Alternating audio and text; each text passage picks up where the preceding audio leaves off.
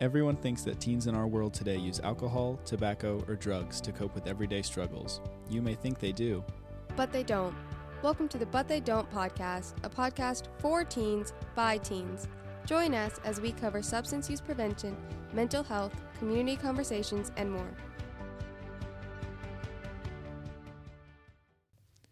Welcome back to another episode of But They Don't.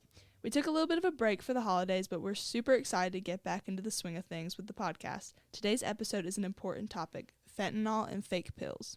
Did you know among adolescents ages 10 to 19 from 2019 to 2021, monthly overdose deaths increased 109%.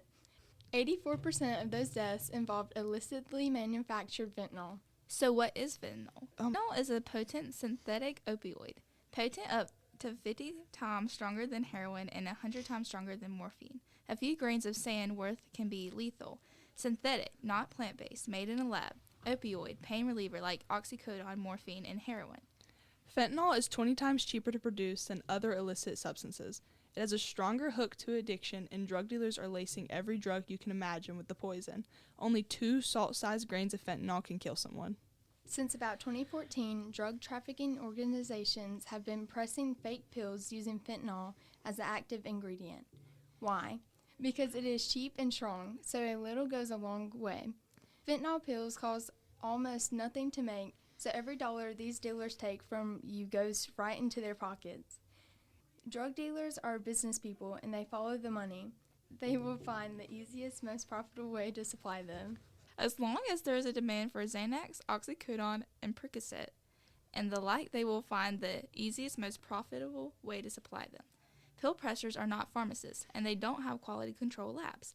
They make their batches in the garage. That means that some percentage of the fentanyls they sell are loaded with a deadly dose of fentanyl.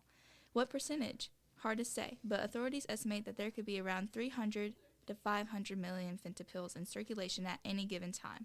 A small fraction of that number is given to kill thousands of people. Why is fentanyl so dangerous? In addition to being extremely potent, fentanyl has a very small therapeutic index. This means that the amount of fentanyl it takes to have an effect is almost the same as the amount it takes to kill a person. That is why fentanyl is so carefully dosed and closely monitored in medical settings. Illicit fentanyl also has a small therapeutic index, but it is manufactured without the necessary quality controls. So the potency of any given batch is an unknown variable. Combine this with improper blending when it is cut into powders and then pressed into pills, and you have a literal recipe for disaster.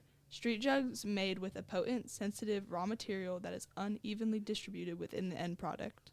Why would dealers sell illicit fentanyl if it is so dangerous? Illicit fentanyl is an ideal raw material for drug dealers. It is cheap to get and extremely potent. Because it is potent, only a tiny amount of powder is needed to make large quantities of drugs, making it easy to hide from law enforcement and extremely profitable to sell. Money is the biggest driver of illicit drug sales.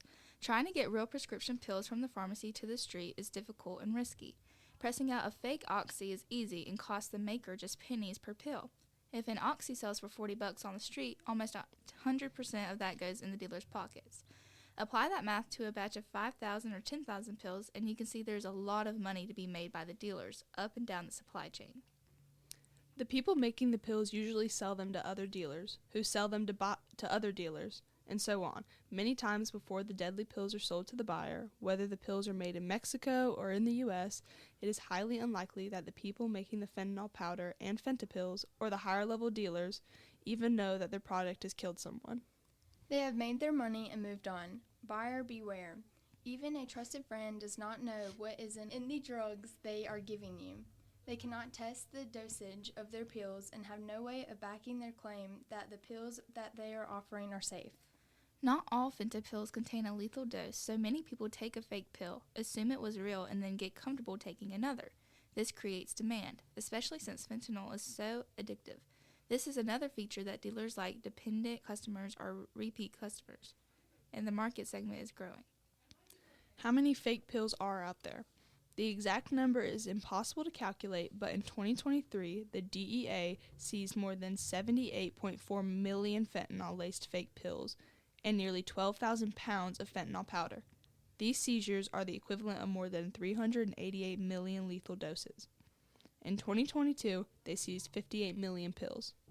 To put that in perspective, the population of the United States is about 334,233,854. Guys, the DEA seized enough fentanyl to kill the entire U.S., plus some in 2023.